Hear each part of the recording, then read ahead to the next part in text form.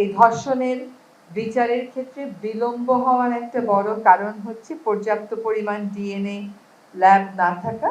এই মুহূর্তে একটি মাত্র আছে। আজকে সিদ্ধান্ত হয়েছে যে আমরা চট্টগ্রামে এবং রাজশাহীতে দ্রুততার সাথে আরো 2টা ল্যাব ডিএনএ ল্যাব স্থাপন করব।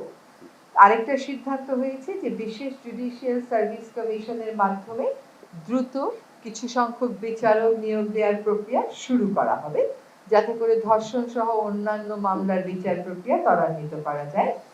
আবার দ্রব্যমূল্য স্থিতিশীল রয়েছে, এইটা বিবেচনায় নিয়ে দ্রব্যমূল্য যাতে স্থিতিশীল থাকে এটা নিশ্চিত করার জন্য আমরা সিদ্ধান্ত নিয়েছি এবং সবসময় বাজার মনিটর, আমদানি, সরবরাহ এই সকল বিষয়ে খেয়াল রাখার জন্য দায়িত্বপ্রাপ্ত উপদেষ্টাদেরকে মাননীয় প্রধান উপদেষ্টা মহোদয় প্রয়োজনীয় নির্দেশনা দিয়েছেন। আমরা আরো লক্ষ্য করছি যে বাজার ভাঙার নামে একটা নৈরাজ্য চলছে।